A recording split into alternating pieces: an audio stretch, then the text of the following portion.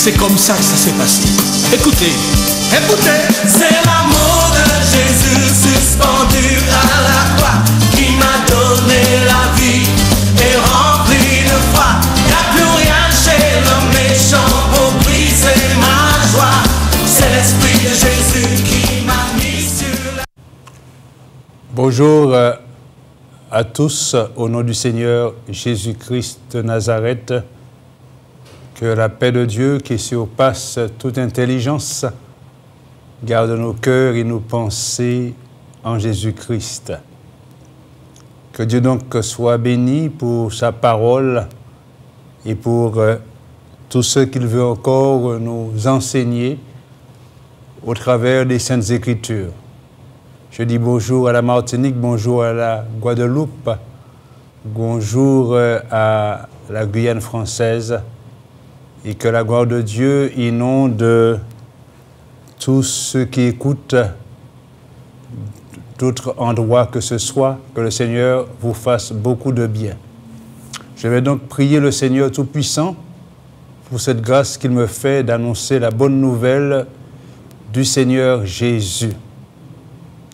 Père, au nom de Jésus-Christ, je recommande à ta puissance éternelle cette émission Parole bon Dieu, mon Dieu, sur les ondes de KMT. Père, merci pour cette opportunité que tu m'accordes encore afin de pouvoir parler des choses qui concernent le royaume de Dieu, qui concernent, Seigneur, notre Seigneur Jésus-Christ et notre salut. Je bénis ton nom en ce matin et je glorifie ton nom pour, Seigneur, la possibilité que tu nous donnes par le biais, mon Dieu, de ce studio, d'annoncer l'Évangile, mon Dieu, qui touche les foyers, qui touche, mon Dieu, mon Père, les familles. Seigneur, sois béni. Je te rends grâce et gloire pour l'assistance de ton Esprit, au nom du Seigneur Jésus-Christ, ton Fils. Amen. Je vais donc faire lecture dans l'Évangile de Jean, le chapitre 5, je lirai à partir du verset 24. Le chapitre 5 de l'Évangile de Jean, à partir du verset 24. Voilà donc ce que dit le Seigneur Jésus-Christ. Il dit en vérité, je vous le dis, celui qui écoute ma parole et qui croit à celui qui m'a envoyé a la vie éternelle et ne vient point en jugement, mais il est passé de la mort à la vie.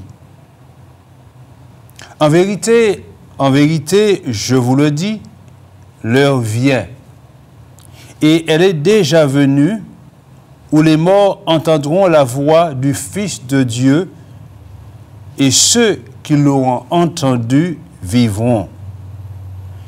Car comme le Père a la vie en lui-même, ainsi il a donné au Fils d'avoir la vie en lui-même. Il lui a donné le pouvoir de juger parce qu'il est Fils de l'homme.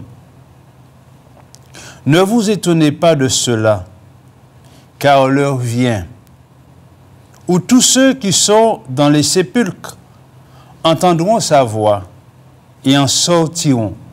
Ceux qui auront fait le bien ressusciteront pour la vie, mais ceux qui auront fait le mal ressusciteront pour le jugement. Amen. Quand le Seigneur Jésus emploie le mot « heure », car il dit au verset 25, « En vérité, je vous le dis, l'heure vient et elle est déjà venue. » Et au verset 28, il dit également, « Ne vous étonnez pas de cela, car l'heure vient où tous ceux qui sont dans les sépulcres entendront sa voix et en sortiront. Quand donc le Seigneur Jésus emploie le mot « heure », sans que ce mot soit précédé d'un adjectif numéral ordinal, comme 6e ou 7e, cela signifie tout simplement qu'il parle d'un moment bien précis. Donc il ne s'agit pas d'une heure correspondant à 60 minutes. Ce n'est pas de cela qu'il s'agit. On peut remplacer le mot « heure » par « moment ». On peut dire « le moment vient » et il est déjà venu. Le Seigneur a employé cette expression « l'heure vient » à plusieurs fois dans les évangiles. Par exemple, dans l'évangile de Marc, au chapitre 14, l'évangile de Marc, chapitre 14, et au verset 41, il est dit ceci: lorsqu'il était dans le jardin de Gethsémanée avec ses disciples, on nous dit, il revient pour la 3e fois et leur dit, dormez maintenant et reposez-vous. C'est assez, l'heure est venue. Voici le Fils de l'homme est livré aux mains des pécheurs. Levez-vous, allons. Voici celui qui me livre s'approche. Bien entendu, il parle de ce moment où il devait être livré. Lorsque nous considérons également dans l'évangile de Jean au chapitre 12 et le verset 23, le Seigneur qui dit ceci à ses disciples et à quelques Grecs qui se trouvaient là, Jésus leur répondit, l'heure est venue où le Fils de l'homme doit être glorifié. En vérité, je vous le dis, si le grain de blé qui est tombé en terre ne meurt, il reste seul, mais s'il meurt, il porte beaucoup de fruits.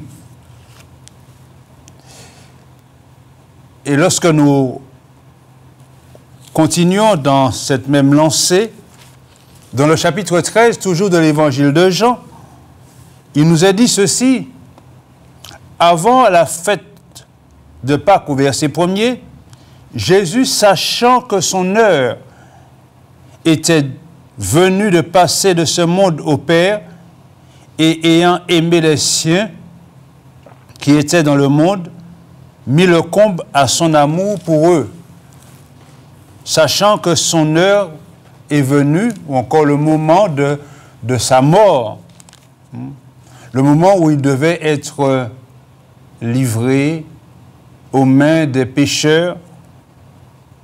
Le Seigneur a mis le comble à son amour pour les siens. Dans l'évangile de Jean, toujours au chapitre 17, au verset 1er, on nous dit également ceci: après avoir ainsi parlé, Jésus leva les yeux au ciel et dit, Père, l'heure est venue. Glorifie ton Fils, afin que ton Fils te glorifie. L'heure est venue. Lorsque nous considérons ce que dit le Seigneur Jésus à notre sujet, quand il dit, dans ce verset 25 du chapitre 5 de l'évangile de Jean, que nous avons lu, il dit en vérité, je vous le dis, l'heure vient, et elle est déjà venue, où les morts entendront la voix du Fils de Dieu, et ceux qui l'auront entendu vivront. Le langage du Seigneur Jésus a été souvent un langage parabolique ou encore un langage métaphorique et aussi symbolique. Et pour comprendre justement ce verset 25, je crois qu'il faut d'abord saisir le sens du verset 24, où il dit le Seigneur, en vérité, je vous le dis, celui qui écoute ma parole et qui croit à celui qui m'a envoyé a la vie éternelle et ne vient point en jugement, mais il est passé de la mort à la vie. Ce qui revient à dire que celui qui n'écoute pas la parole de Dieu, la parole de Jésus, et qui ne croit pas à celui qui l'a envoyé, à savoir le Père, n'a pas la vie éternelle. Mais il va être jugé et il va demeurer dans la mort. Il est donc important pour nous de bien comprendre ce que dit le Seigneur Jésus quand il dit « En vérité, je vous le dis, celui qui écoute ma parole et qui croit à celui qui m'a envoyé à la vie éternelle et ne vient point en jugement, mais il est passé de la mort à la vie. » Dans le verset 24, le Seigneur utilise un pronom démonstratif, celui. Celui qui écoute ma parole. Et en finalité, il dit, il est passé de la mort à la vie. Et dans le verset 25, le Seigneur emploie le mot mort. Mais il faut comprendre qu'il ne s'agit pas de mort physique, mais de mort spirituelle. Ce sont ces morts qui entendent et qui doivent entendre la voix du Seigneur. Et c'est ceux-là sortiront de cette mort spirituelle pour vivre la vraie vie, la vie en Jésus-Christ. La mort spirituelle, qu'est-ce que c'est que la mort spirituelle? Le mot mort veut dire, dans la signification biblique, veut dire séparation. Celui qui est mort spirituellement, il est séparé de Dieu. Comme Adam et Ève, lorsqu'ils ont péché, ils sont morts spirituellement. Et ils ont été chassés loin de la présence de Dieu. Une présence qu'ils ont connue avant le péché. Une intimité qu'ils avaient avec Dieu avant le péché. Adam et Ève entendaient la voix de Dieu qui parcourait le jardin dans lequel Dieu les avait placés. Mais lorsque le péché est venu, lorsque ce couple, le premier couple, a chuté, ils ont été éloignés loin de la face du Seigneur. Ils ont perdu cette communion. Et tous ceux qui sont venus après, tous ceux qui sont nés, ont pris cette même nature déchue, cette même nature pécheresse, et ainsi également séparés de Dieu. Ce n'est pas la religion qui nous approche de Dieu. Non. Mais c'est Jésus-Christ qui nous donne de nous approcher de son Père. Parce qu'il lui-même a dit, je suis le chemin, la vérité et la vie. Et il dit, nul ne vient au Père que par moi. Par conséquent, il est important pour nous d'écouter ce que dit le Seigneur Jésus, qui est le Sauveur, et de croire à ce qu'il dit ou ce qu'il a dit, afin que, par la foi en son nom, nous croyons également à celui qui l'a envoyé, à savoir le Père, pour que nous puissions par la foi en son nom et par la foi au Père de saisir la vie éternelle. Voilà ce que dit le Seigneur Jésus.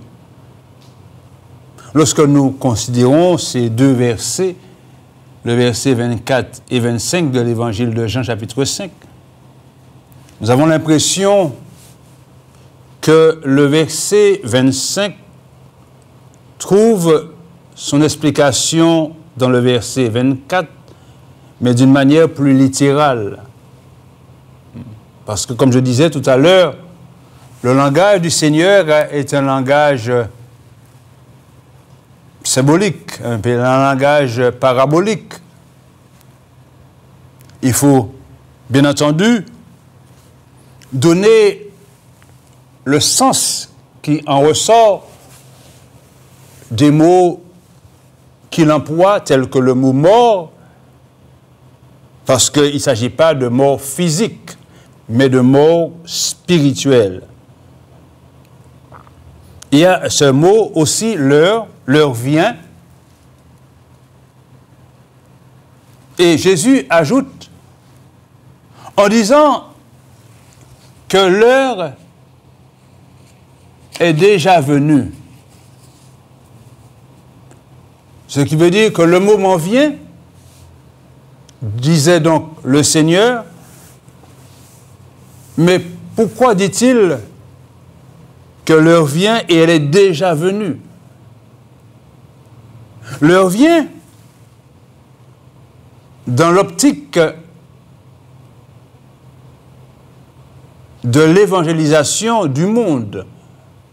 Et nous sommes justement dans cette heure-là, dans ce moment où la parole de Dieu, où l'évangile de Christ est annoncé partout ailleurs, même dans les pays musulmans, même dans les pays totalitaires, l'évangile est annoncé. Parce que le Seigneur l'a dit. L'évangile est annoncé. Et c'est pour cela qu'il dit les morts, pas les morts qui sont dans les tombes, mais les morts spirituels entendront la voix du Seigneur. Et il dit, et ceux qui l'auront entendu vivront. Dans le verset 24, il emploie ce pronom démonstratif, celui. Et dans le verset 25, il dit ceux. Bien entendu, ce est le pluriel de celui. Ceux qui auront entendu sa voix vivront. Parce qu'il y a de ceux qui n'entendent pas. Ce qui veut dire que l'évangile est annoncé, la bonne nouvelle est annoncée, mais ils ne font aucun cas de ce qui a été dit. Et pourtant, ce qui a été dit pour les morts spirituels, ça veut dire pour tout le monde.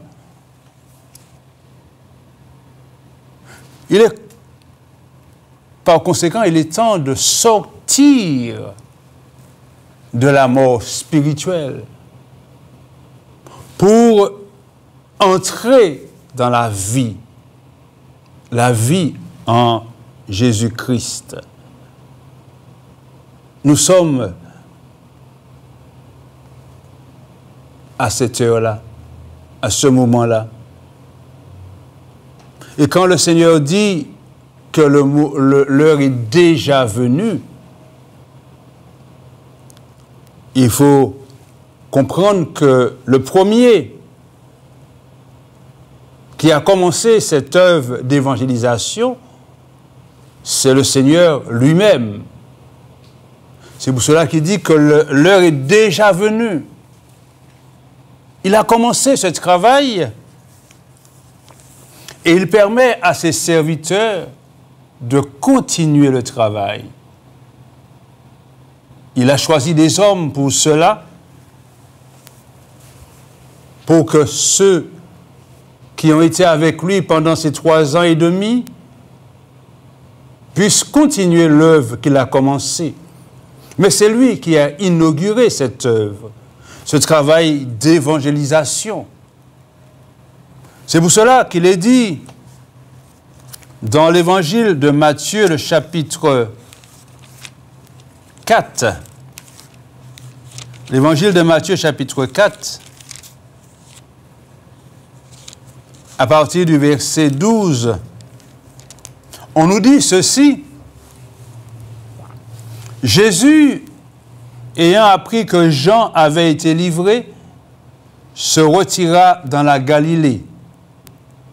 Il quitta Nazareth et vint demeurer à Capernaum, situé près de la mer, dans le territoire de Zabulon et de Nephtali, afin que s'accomplisse ce qui avait été annoncé par Ésaïe le prophète: le peuple de Zabulon et de Nephtali, de la contrée voisine de la mer, du pays au-delà du Jourdain et de la Galilée des païens, ce peuple assis dans les ténèbres a vu une grande lumière.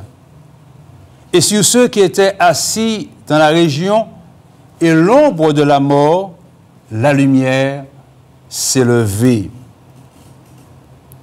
On nous dit au verset 17, dès lors, Jésus commença à prêcher et à dire: repentez-vous, car le royaume des cieux est proche. Voilà celui qui a commencé à évangéliser, commencé à interpeller les hommes.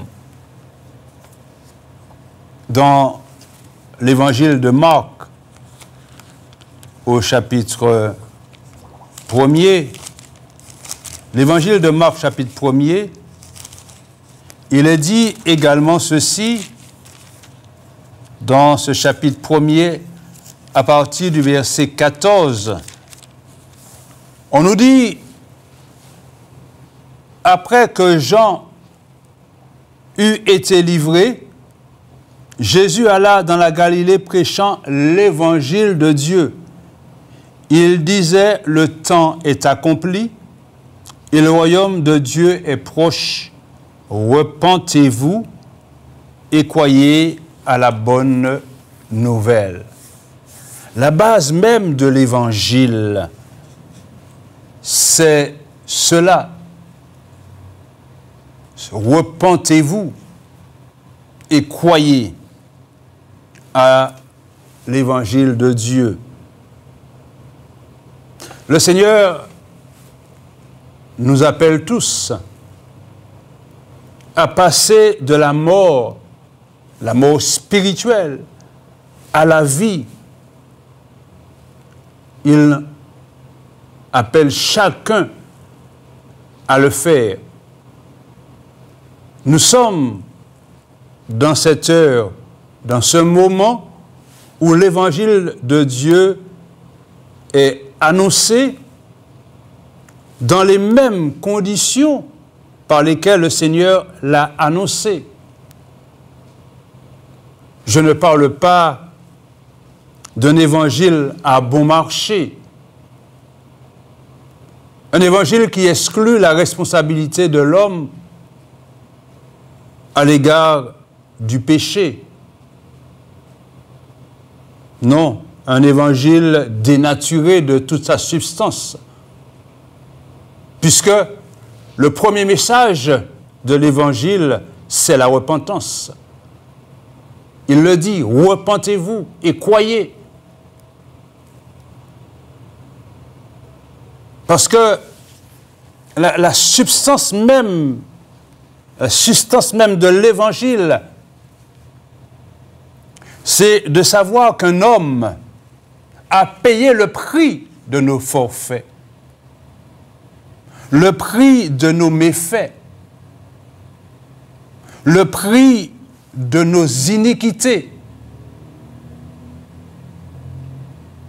Il a payé le prix fort, puisqu'il est mort sur une croix pour chacun de nous. Voilà l'évangile qui doit être annoncé. Pas un évangile à bon marché, où tout serait si bien, si merveilleux, une vie en rose. Mais celui qui vient au Seigneur, sache qu'il vient à la rencontre du Seigneur et qu'il doit le suivre, marcher sur ses traces. Et il doit savoir, pour cela, qu'il sera combattu par les puissances des ténèbres, parce qu'il a fait le choix de quitter les ténèbres pour venir à la lumière. Et la lumière, c'est Jésus. Par conséquent, les puissances des ténèbres vont le combattre. L'apôtre Paul montre que justement la nature même de cet évangile qu'il prêchait, l'objet même de sa prédication, lorsqu'il dit dans la première épître aux Corinthiens, au chapitre 2, l'apôtre disait aux Corinthiens, « Pour moi, frères, lorsque je suis allé chez vous, ce n'est pas avec une supériorité de langage ou de sagesse que je suis allé vous annoncer le témoignage de Dieu, car je n'ai pas eu la pensée de savoir parmi vous autre chose que Jésus-Christ. » Mais Jésus-Christ comment? Jésus-Christ crucifié, mort à la croix pour nous. Christ crucifié. Et bien entendu, Christ ressuscité. Alléluia. Alors, il faut comprendre que nous sommes dans cette heure-là, dans ce moment-là, où l'Évangile est annoncé, car lui-même, le Seigneur l'a dit, dans l'Évangile de Matthieu, chapitre 24, il a dit qu'il faut que cette bonne nouvelle soit prêchée dans le monde entier. C'est alors que viendra la fin. dans le monde entier pour que cela aussi serve de témoignage, pour que personne ne dise « je ne savais pas », pour que personne ne dise « je n'avais pas entendu ». Le monde entier connaît et connaîtra cette puissance de Dieu au travers de l'Évangile. Une puissance de salut, car l'Évangile est une puissance de salut. La prédication de la foi est une puissance pour ceux qui sont sauvés, nous dit l'apôtre Paul dans la première épître aux Corinthiens. C'est pour cela qu'il y a aujourd'hui beaucoup et beaucoup de conversions. Beaucoup ont compris, beaucoup l'ont entendu, ce message de l'Évangile, et se donnent à Jésus-Christ le Sauveur, parce que c'est l'heure de la bonne nouvelle. C'est le moment où l'Évangile est annoncé. Au-delà de tous les clivages religieux, l'Évangile fait son œuvre, l'Évangile avance, l'Évangile sauve. Mais le Seigneur Jésus nous parle d'une heure qui vient. Il ne dit pas que cette heure est déjà venue, mais il dit l'heure vient. Au verset 28 de ce chapitre 5 de l'Évangile de Jean, le Seigneur dit ceci: « Ne vous étonnez pas de cela, car l'heure vient, où tous ceux qui sont dans les sépulcres entendront sa voix et en sortiront. » Il parle là des morts physiques, de ceux qui ont été mis dans des sépulcres, dans des tombeaux. Ceux-là entendront sa voix et en sortiront. Ce sera à ce moment-là l'heure de la résurrection des morts.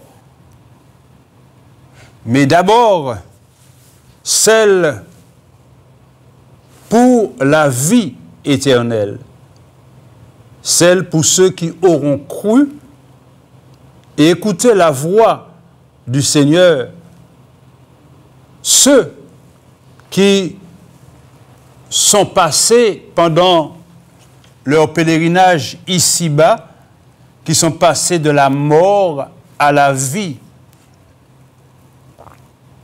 Le Seigneur Jésus a expliqué à cette femme, Marthe, cette promesse.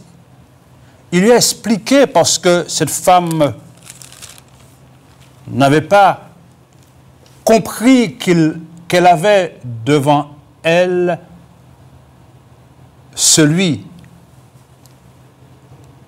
qui est la résurrection même.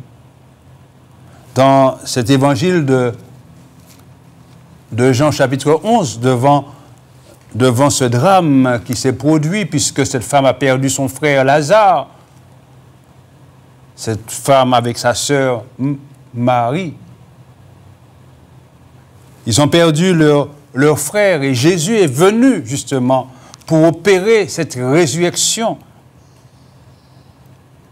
Et cette femme qui disait à Jésus,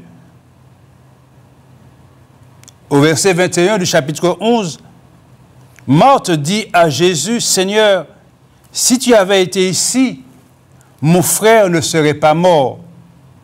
Mais maintenant même, je sais que tout ce que tu demanderas à Dieu, Dieu te l'accordera. » Jésus lui dit, « Ton frère ressuscitera. » Bien entendu, quand Jésus parlait, il disait « ressuscitera » à l'heure même, au moment même. Et cette femme n'a pas compris que c'était une résurrection de suite. Et elle dit à Jésus, je sais, lui répondit Marthe, qu'il ressuscitera à la résurrection au dernier jour. Jésus lui dit, je suis la résurrection et la vie. Celui qui croit en moi vivra, même s'il meurt. Même s'il meurt de la mort physique, il vit. Parce que la vie de Christ est en lui. Celui qui reçoit la vie de Jésus ne perd pas la vie de Jésus. Même s'il meurt physiquement, il vit éternellement.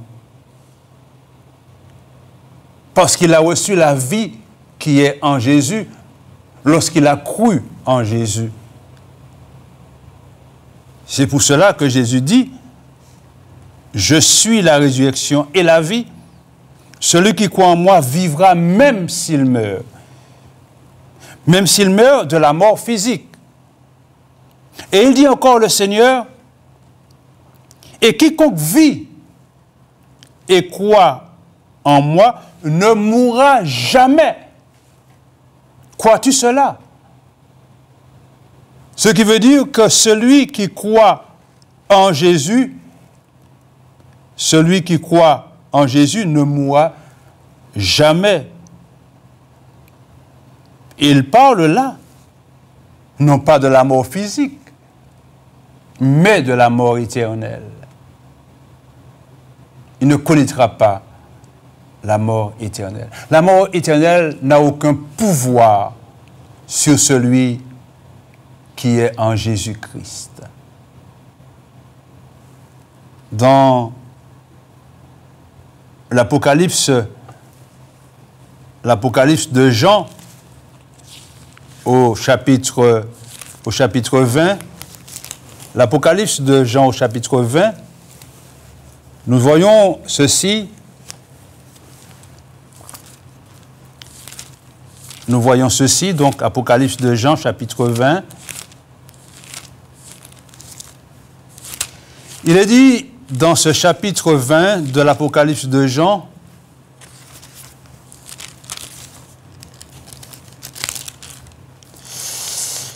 au verset 6, parce que le Seigneur Jésus nous parle de la résurrection des morts et nous parle de cette résurrection des justes, savoir ceux qui auront fait le bien, et la résurrection des impies, ceux qui auront fait le mal, qui seront ressuscités pour le jugement. Mais il faut bien comprendre que c'est d'abord la résurrection des justes dont il est fait mention, puisqu'il y a une période de 1000 années entre les deux. C'est pour cela que il est dit dans ce chapitre 20, à partir du verset 4, Jean qui a reçu ces choses nous dit, « Et je vis des trônes, et à ceux qui s'y assirent fut donné le pouvoir de juger.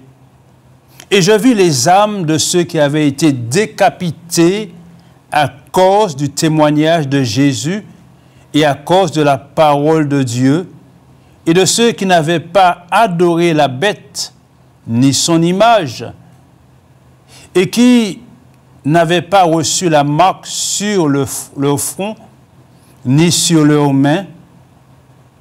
Ils revinrent à la vie, et ils régnèrent avec Christ pendant 1000 ans. Les autres morts ne revinrent point à la vie jusqu'à ce que les 1000 ans soient accomplis, et bien entendu, ceux qui sont ressuscités avant, c'est la première résurrection.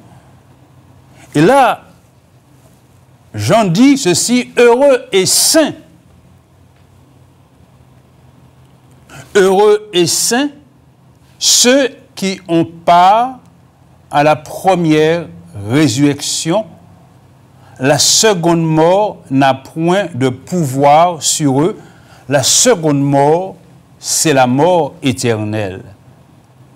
C'est le feu éternel. Les temps de feu et de soufre, comme nous le dit l'Apocalypse de Jean. Mais ils seront sacrificateurs de Dieu et de Christ, et ils régneront avec lui pendant 1000 ans. Voilà, l'heure vient.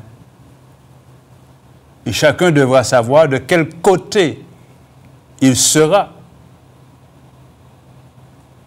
Mais si on n'a pas fait ce qu'il faut faire pendant son vivant, avant de partir, avant de mourir, eh bien, ce qui reste, c'est la seconde mort. Le livre de Daniel nous dit ceci. Dans son livre, le prophète Daniel nous parle aussi de cette résurrection au chapitre 12. Et il dit ceci, dans ce chapitre 12, à partir du verset 1er, il est dit, « En ce temps-là se lèvera Michaël, le grand chef, le défenseur des enfants de ton peuple, et ce sera une époque de détresse telle qu'il n'en a point eu de semblable depuis que les nations existent jusqu'à cette époque. » Il parle bien entendu de la grande tribulation. « En ce temps-là, ceux de ton peuple qui seront sauvés, qui seront trouvés inscrits dans le livre seront sauvés. Plusieurs de ceux qui dorment dans la poussière de la terre se réveilleront, les uns pour la vie éternelle, et les autres pour l'opprobre, pour la honte éternelle. Ceux qui auront été intelligents brilleront comme la splendeur du ciel, et ceux qui auront enseigné la justice à la multitude brilleront comme les étoiles à toujours et à perpétuité. » Voilà. Le temps est là. Le temps est venu pour que nous puissions comprendre en finalité concernant l'heure actuelle, l'heure qui est là, l'heure présente. Cette heure-là, dans cette heure-là, il s'agit pour chacun de saisir la vie d'entre les morts. Parce que le Seigneur parle des morts, mais dans tous ces morts, il y a de ceux qui saisissent la vie qui est en Jésus. Et pour l'heure qui vient, qui n'est pas encore venue, il s'agit de la vie après la mort pour ceux qui ont reçu Jésus-Christ pendant qu'ils en avaient l'occasion avant de partir, de quitter ce monde. C'est le temps, c'est le moment de saisir la vie éternelle. Ce n'est pas après la mort. Ce n'est pas lorsque nous avons quitté cette terre que nous allons penser à notre éternité, à notre salut, mais c'est avant de mourir. Alors ne vivons pas pour nous-mêmes, ne vivons pas dans l'insouciance, mais vivons parce que nous avons aussi un avenir dans l'au-delà. Un avenir qui peut être heureux, dans la félicité, mais un avenir qui peut être aussi dans la honte, dans le déshonneur, dans la peine, dans la tristesse, parce que étant éloigné, loin de Dieu. Que le nom du Seigneur soit béni et que Dieu, dans sa grâce, accorde à chacun de comprendre ce qui a été dit afin de saisir la vie éternelle qui est en Jésus-Christ. Que le nom du Seigneur soit béni, que le nom du Seigneur soit glorifié. Amen.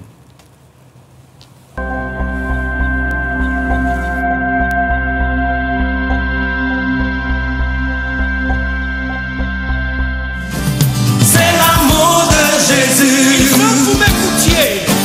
C'est l'amour de Jésus Qui m'a sauvé la vie.